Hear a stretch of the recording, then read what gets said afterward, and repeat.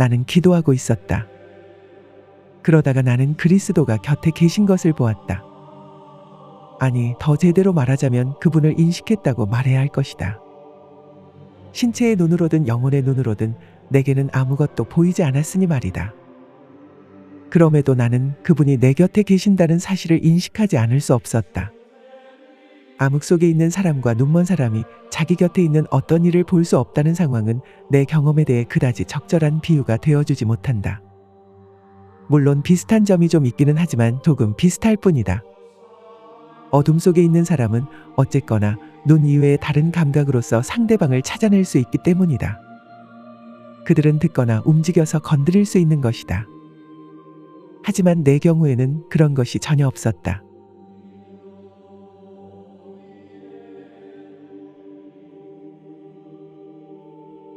(16세기) 스페인의 수녀 아빌라의 성 테레사는 기도 중에 불현듯 신의 존재를 너무나 생생히 경험했다고 한다. 또한 이런 경험을 하는 것과 동시에 자신의 몸이 공중으로 붕 뜨는 놀라운 신비 체험까지 했다고 한다. 이와 같은 믿을 수 없는 놀라운 경험은 그녀의 저서 영혼의 성 안에 생생히 기록되어 있다. 아빌라의 성 테레사가 남긴 이 저서는 오늘날까지도 많은 사람들에게 감명을 주고 있다. 이 지구상에 기독교라는 것이 생긴 지 얼마 되지 않았을 무렵 황량한 사막은 은둔 수도자들의 명소가 되었다. 은둔 수도자들은 신과 직접적으로 만나기 위해서 황량한 사막 한가운데로 나아갔다. 당시 사막의 은둔 수도자의 수는 무려 5,000명에 달했던 것으로 추정된다. 많은 학자들이 인정하고 있듯이 황량한 사막처럼 최소한의 감각 자극만 있는 환경에 처하게 되었을 때 인간은 신과 직접 만나는 신비 체험을 할 확률이 매우 높아진다고 한다. 실제로 기독교의 대표적인 성자 안토니우스와 티베트의 대표적인 성자 밀라레파 또한 자신을 대자연 속에 고립시킨 것으로 유명하다. 그럼으로써 신과 하나 되는 경험을 지속적으로 누릴 수 있었다고 한다. 이처럼 외부와 철저히 고립된 인간은 특수하고 신비한 경험을 하게 되는 듯하다. 그리고 이 고립된 상황 속에서 인간은 신뿐만 아니라 평소에는 눈으로 볼 수 없는 영적인 존재들, 초월적인 존재들, 고차원적인 존재들도 만나게 되는 듯하다. 삼풍백화점 붕괴 사고는 한국 사람이라면 누구나 다 알고 있는 대참사이다. 당시 참사 현장에는 삼풍백화점 아동복 매장에서 일하던 박승현 씨도 있었다. 1995년 7월 박승현 씨는 백화점이 무너짐과 동시에 건물 잔해 틈에 매장되고 말았다. 박승현 씨는 잔해와 잔해 사이의 좁은 틈 안에 무려 16일간 갇혀 있었는데 당연히 음식은 전혀 먹지 못했고 물만 아주 조금 마실 수 있었다고 한다. 매장된 지 16일이 지나서야 가까스로 구조되었던 박승현 씨는 당시 취재기자들에게 매우 놀라운 말을 했다고 한다. 그 내용은 다음과 같다. 매우 힘든 시간이었는데 어느 스님 한 분이 여러 번 나타나서 도와주셨어요. 스님은 제게 사과를 주셨고 희망을 잃지 않게 해주셨어요. 위급 상황에 처해 있을 때 인간의 마음은 평범한 상태를 벗어나 비범한 상태로 탈바꿈되는 듯하다.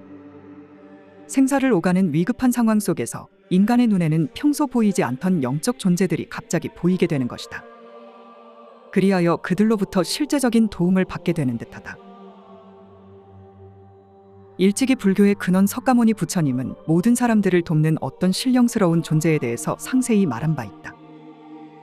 그 신령스러운 존재의 이름은 우리에게 이미 익숙한 관세음보살이다.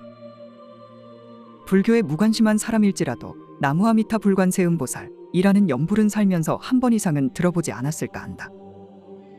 불교 경전에는 관음경이라는 유명한 경전이 있다.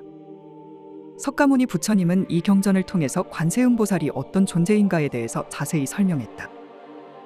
그 내용은 다음과 같다. 선남자여, 만일 헤아릴 수 없는 무수한 중생들이 많은 괴로움을 겪고 있을 때 그들이 관세음보살의 이름을 지극정성으로 부르면 관세음보살이 그 음성을 듣고는 즉시 자세히 살펴보아서 중생들을 모든 괴로움에서 벗어나게 하느니라. 이 관세음보살의 이름을 잊지 않는 사람은 설사 큰 불에 들어가더라도 불이 태우지 못하니 이것은 관세음보살이 지닌 불가사의하고 신령스러운 힘 때문이니라. 또한 거센 물에 떠내려가더라도 관세음보살의 이름을 부르면 곧 얕은 곳에 이르게 되느니라. 또한 어떤 사람이 칼과 몽둥이로 위협을 받고 있을 때 관세음보살의 이름을 지극정성으로 부르면 적들이 가진 칼과 몽둥이가 조각조각 부서져서 위험에서 벗어나게 되느니라. 또한 어떤 사람이 죄가 있든 없든 수갑과 쇠고랑과 사슬에 그 몸이 결박되었을 때 관세음보살의 이름을 부르면 모두 끊어지고 부서져서 벗어나게 되느니라. 어떤 여인이 아들을 얻고자 하여 관세음보살에게 예배하고 공양하면 그녀는 복덕이 많고 지혜로운 아들을 낳게 되느니라. 만일 딸을 낳기를 원한다면 단정하고 어여쁜 여자아이를 낳을 것이고 이 아이는 전생의 복덕의 뿌리를 심었으므로 마땅히 모든 사람들이 사랑하고 공경할 것이니라. 관세음보살은 이처럼 불가사의하고 신령스러운 큰 힘이 있기에 사람에게 이로움이 많으므로 중생들은 항상 마음으로 관세음보살만을 생각해야 할 것이니라. 관세음보살은 이와 같은 힘이 있으므로 만일 중생이 관세음보살을 예배하고 공경한다면 그의 복덕은 결코 헛되지 않을 것이니라. 그러므로 중생들은 마땅히 모두 관세음보살의 이름을 잊지 말아야 할 것이니라. 관세음보살은 공포와 환난 속에서도 두려움을 없게 해주므로 인간들이 모여 사는 이 사바세계에서는 모두 그를 가리켜 두려움 없음을 베풀어 주시는 분이라고 하느니라.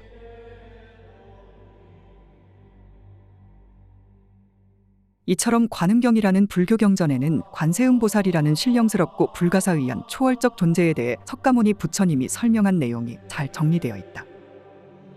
이렇게 관세음보살 이름을 잊지 말라는 내용이 거듭거듭 경전에 기록되어 있기 때문에 어떤 절에서든지 관세음보살, 관세음보살, 관세음보살, 관세음보살, 관세음보살, 관세음보살, 관세음보살, 관세음보살 하는 연불소리가 울려 퍼지고 있는 것이다.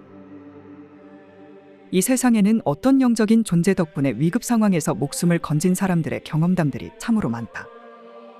인간의 사량분별로는 감히 헤아릴 수 없지만 어쨌든 어떤 고차원적인 존재가 우리네 삶의 곁을 맴돌면서 적재적시에 인간에게 도움을 준다고 말할 수 있겠다. 그 영적이고 초월적이고 고차원적인 존재들의 이름을 관세음보살이라고 부르든 수호천사라고 부르든 성령이라고 부르든 외계인들이라고 부르든 아무런 상관이 없는 것 같다. 어쨌거나 인간의 곁에는 인간의 능력을 한참이나 뛰어넘는 능력을 지닌 존재들이 있다는 것이다. 관음경에 기록된 관세음보살의 놀라운 활약상에 대해 이어서 소개해볼까 한다. 가령 해치려는 사람이 있어서 불구덩이로 떨어지게 되어도 관세음보살의 신령스러운 힘을 생각하면 불구덩이는 연못으로 변하느니라. 수미산 봉우리에 서 있는데 어떤 사람이 밀어서 떨어지게 되어도 관세음보살의 신령스러운 힘을 생각하면 태양처럼 허공에 떠 있을 것이니라. 원수 같은 도적들이 포위하고 제각기 칼을 들고 해치려고 들어도 관세음보살의 신령스러운 힘을 생각하면 그들 모두 자비심을 일으키게 되느니라.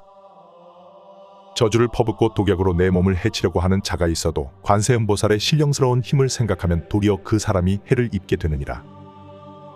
구름 속에 천둥치고 번개가 일고 우박과 큰 비가 쏟아져도 관세음보살의 신령스러운 힘을 생각하면 마땅히 흩어져 사라지느니라. 묘한 음성, 세상을 듣는 소리, 천상소리, 바다의 조수 같은 진리의 소리는 세상의 소리보다 뛰어나니 언제나 관세음보살을 쉼없이 생각하면서 절대로 그의 힘을 의심하지 말라. 관세음보살의 청정함과 성스러움은 인간의 모든 고통과 번뇌와 죽음에 있어서 능히 믿고 의지할 바가 되느니라. 관세음보살은 일체 모든 공덕을 다 갖추고 있고 자비로 중생들을 바라보며 복덕이 바다같이 무량하니 너희들은 마땅히 머리 숙여 관세음보살에게 예배하여라.